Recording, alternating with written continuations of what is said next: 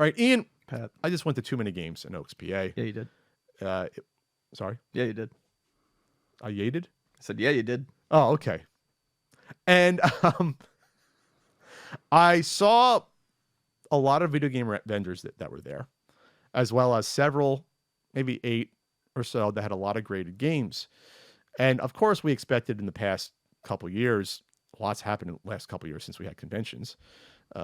Graded games blowing up. Heritage Auctions was there. Golden Auctions was there, who just started getting into video games. Comic Connect, which is another one we usually talk about, they were there to show off games, and Takesan actually talked to one of the guys that runs it, very nice fellow. CGC was at Too Many Games. They're going to start grading games next year as well to compete with WATA. WATA pulled out of the event for reasons, I guess, but they were all there. So obviously I wasn't looking at all the graded games. That's not my cup of tea, but there were people there that were selling stuff, and Familiar Face was here in the past talking about it. And there are some people that actually collect graded games, don't get me wrong. But my focus at the event was on the prices. I always track the prices, as I did 2 years ago, before this all went to shit the world. The prices of retro games in general. And 2 years ago, even you want to say 3 years ago, we both noticed, the prices of 16 and 8-bit games were dropping to a degree. And not just that, it seemed like the interest was dissipating on a lot of the stuff. I remember you pointing out to me from one convention, I think it was PRG a few years ago, how there was an Earthbound that sat there all week and no one bought, for example. Sure. It was just in the case no one bought it. And then 5, 6, 7, 8 years ago, people all would have bought Earthbound right away. Well, as I've said before, I think a lot of the times it's because there's a finite market for this. It's like when you go to the conventions, it's like if it's the third time you've brought a book to the convention, you don't expect to sell so many because the people who would want it have it. There was a time at Luna where an Earthbound would come in and sit in the case for half a day, and now the last Earthbound we had, priced fairly at market value, sat there for a month and a half because the people who are looking for it already have what they want. One thing I noticed about when you posted a picture from the convention was I looked immediately at the prices. Which, by the way, wasn't that when I threw that picture? That was not even. I was focusing on the prices. By the way, it was Danny Sullivan. It was Danny Sullivan's Indie Heat. Yeah. But off to the side, I'm gonna see what was actually in that picture. to the left of it, there was a Castellian that was priced at $30, and an Excite Bike priced at $25. 25. I'm looking at it now. I mean, Excite Bike is just one of those games where, like, Dirt common. I mean, extremely common. It's one that people want, but like, it's not even one that sells out particularly frequently. Like at Luna, we usually have 3 or 4 copies. It's never like in a ton of them, but we always have them. I think at Luna, it's like a $10 game.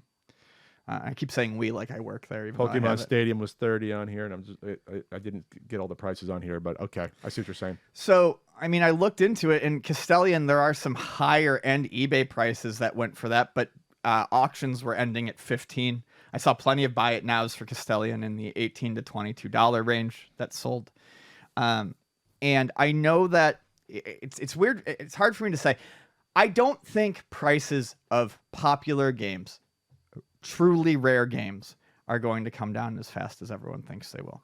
When we entered the pandemic, and I was even guilty of this for a little bit, prices of things shot up because we were bored. We were bored. People had stimulus checks. There was extra unemployment. There was more expendable income for some people. Stuff to do. So the prices went up on these things, and because they were in high demand. That's how it works. And I think a lot of those games, because, I mean, this is how, markets work. People who paid a lot of money for this aren't going to want to let these things go for, an immediately cheaper price a year later. I think a lot of some of these rarities, PlayStation 1 games, PlayStation 2 games, things that jumped up, I think it's going to take a while for these prices to level out if they ever do. A lot of times prices don't really revert, or if they do, they don't revert quickly. But I do think that this weird... Because, I mean, we saw it at Luna. There's some... I don't think this whole pumping up every title in the NES catalog or the Super Nintendo, raising all those prices again, is going to stand. It just can't. It can't. So again, historically, we go back to around the fall of around 2000, excuse me, the summer of 2016 was the peak for a lot of stuff. You look at price charting, it's there. People try to argue me on Twitter. I'm like, look at price charting. A game like Contra, according to price charting, peaked at $48 June 2016. It then fell tremendously over the next 3 years to the low point on here was, looks like end of 2019, about 18 and change, right? Right. And then you see in 2019, it starts going back up. And now it's up to 35. It's almost regained all of it after taking a 3-year sort of drop of about like half. It went down over half. That's like a 60% drop in price. And that happened to a lot of those games. And I saw in 2019, I went to about 8 conventions in 2019, 9 conventions. That was the first time I saw ever. I saw Super Nintendo games I saw sit, but I saw NES games sit that were the coveted ones. A vendor at PRG 2019 had like the Power Blade 2. He'd have like the Bonk. He'd have like those like $300 games, $200 to $400 games that collectors are into those. Those are hard to find and good. End of the weekend, I said to him, have you, these really sold? He said, no, they haven't. They were just sitting all there. Right. So I told you that is done for now. Like they're not as coveted for that price. The people that wanted them at that price already got them. There's not any new collectors to come in and to get them. And that was also the first year in 2019. I went to a few conventions where I saw for the first time ever in doing this, dollar NES boxes. Dollar. I'm not lying. Dollar NES boxes. And they weren't just all sports games. Some were sports games, they weren't all. Dollar NES boxes. Top Gun, I bet you. Stuff like Billy. That. And RoboCop, I even saw. $2, 3 for $5 boxes. Stuff like that. That's how these were priced like 15 years ago, like back then. Sure. And I saw that come to that point. So obviously, COVID, the pandemic, economic factors, which I briefly mentioned, have turned things topsy-turvy. We've had, the rise of meme stocks, NFTs, card collecting has gone through the roof with sports and non-sports cards with Pokemon and Magic. So people are looking to spend on something, not just to have fun with, but to like not necessarily get rich quick, but they're caught up in all this right now. We see this all over the place. And I think with Nintendo specifically, going back to that picture, I think that's where you don't want to be, right? What I want to get at is, while there was definitely a boost in prices all around because of the pandemic and because video game collecting once again got a shot in the arm from the pandemic and people, looking for things to do, I still think the general pattern of interest waning as systems get older is going to happen. You're not magically going to suddenly find a bunch more people interested in NES stuff that weren't interested in it prior because of the pandemic. What's going to happen is I think that the prices that got raised and inflated because of the pandemic for systems that were already in line to become the next popular systems, PS2, PS1, that sort of stuff, those prices are going to stay higher longer. But the temporary inflation again of kind of no-name games on the NES, that's not going to last. That $30 Castellian, that's never going to move. Yeah, I was kind of shocked at that when I heard that, because that's a game that only a collector would, like a collector right, trying to complete a set would want. And that's, like I said, people got into collecting again because of the pandemic, but still with, like I said, you know what I'm saying? They're getting aged out. Yeah, you're getting aged out with Nintendo. This could be the last hurrah for it. Yes. For the 8 and a lot of the 16-bit stuff. I think that would have been I don't think we would even really be talking about Nintendo stuff being remotely popular at this convention right now if it wasn't for the pandemic. But I saw crazy prices on Genesis stuff. I think I saw a Splatterhouse 3 card only I saw for like $150. I think I bought that complete for like $70 like 4 years ago.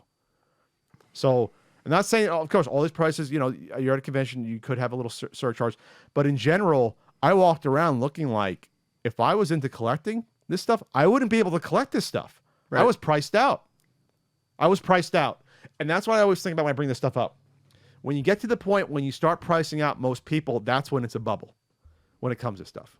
When you get to a point where you want so much to buy this stuff, Ian, and you just can't anymore. Yeah. So you can't justify spending $150 for, Splatterhouse 3 isn't easy to find. It ain't that rare, though, to cost that much. So, like, once you get to that point, you're going to have people say, well, I guess I won't do it. I just won't buy it. I wouldn't spend $150 on that, No. So, like, but I have it in my collection. So like even I a few years ago had that. Okay, what's the point of reasonable amount that I'm spending here? And I'm in a position, fortunately, where I can spend a little bit more. Most people, they might think about, well, I'm on a budget for collecting this month. I can't do it. And that's what I keep coming back to. I keep going back to like because the problem is that all these games are a lot more money than they were 2 years ago, but everyone has for mostly the same game still.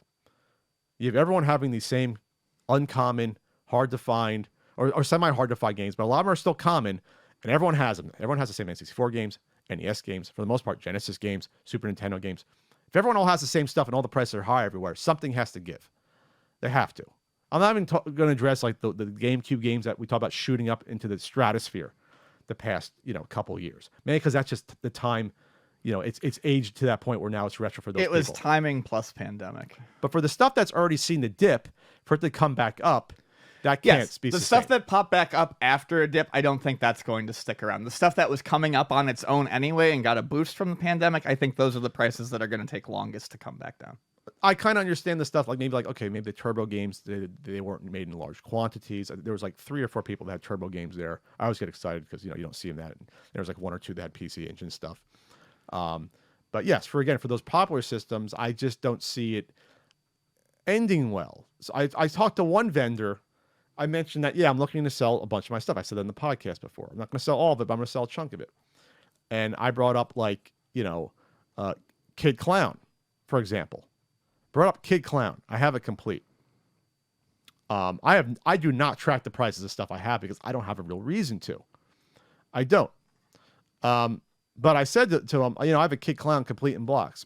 He said, I give you like $700 for that right now. This is a vendor telling me that in order to sell it for more. I looked at him like, what's going on? Like, what is happening? Yeah, I don't know. It's weird. It's strange. Bizarre. So I can't imagine. A lot of people might say in the future, okay, maybe this is time to sell and we'll get out. The prices are too much. And if you don't have the person to replace it, again, also all comes back to the replacement theory. If you don't have the collector to replace the person getting out, that's one more of that game out in the wild that is out there that no one buys. Well, it's kind of like you need confidence of the marketplace. I mean, when you look at an expensive game, I think most people who look at, let's just say Panzer Dragoon's 1,000 or 1,200. I'll look it up right now. Whatever the price it's going for, I think most people could probably look at it and be like, if I bought this, I could probably confidently resell it for this amount of money. Because that one's a little bit harder to find. Right. I think people need to feel confident in their purchase of these retro games to make that purchase in the first place. And I don't think anyone looking, not to go back and harp on it, but anyone looking at a $30 copy of Castellion is looking at being like, I would never be able to get $30 for this again. Panzer Dragoon Saga looks like it's $13.50 right now in price charting. The last one just sold for $17.60. So there you go. So it's averaging, it's trending up though in that direction. It's just should have bought that like 3 times by now. Oh yeah, that came in your shop a few times. I remember you telling me about that. I got mine from Frank at Forgotten Freshness. I traded for some certain guidebooks. It was a trade from the seller, and I got because I figured there's no way I'm spending whatever at the time. I think it might have been worth $700 at the time or $600. I wish I had spent $600 on it. Would you have sold though for the profit or just because you want it so badly now it's harder to get? No, I want it for. Well, she listens to this every once in a while. I want a copy for Bonnie. Oh, okay. Anniversary present in the future. I mean, Vonnie is not getting Panzer Dragoon Saga from me anytime soon.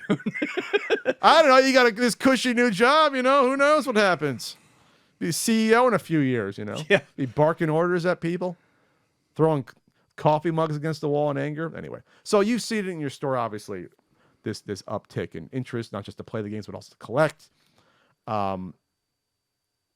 Is there a time you think where we'll go back to pre-COVID prices? No, I think even it'll take a bit. I think I think even talking about pre-COVID prices is kind of dumb because there's never going to be a pre-COVID again. We're just not going to get there. For the prices, or just? I mean, the prices will eventually come down on their own, but we're not going to magically just hit a post-COVID point. So no, it's not going to happen. And like I said, I think a lot of these prices are maybe going to stay high because it's just becoming a more money game. I don't think stuff like Nintendo prices. I don't think Nintendo, Super Nintendo, I don't necessarily think Genesis, with the exception of select key games, I don't think the general raising of the floor again is going to stay. I think that will probably, yeah. I think 2 years, you're going to see that go away. 90% of them will and come. I think a lot of that Nintendo stuff is going to go back down again. You're going to see Castellion for $10. You know, So pre-COVID, that's what you'll get. 90% of them will come back to pre-COVID. okay. Probably. I guess I just take issue with the terminology. Everyone's waiting for things to go back to how they were before, and we're just never I'm going talking to about get the there. prices, the Sure. price points. We'll just say the prices, how they were in fall I 2019. think the majority of the COVID bump will fall apart within Okay, a then we couple of agree on years that. for the older games. Okay. And then for the graded stuff, again, that's a whole other conversation that's not fully related.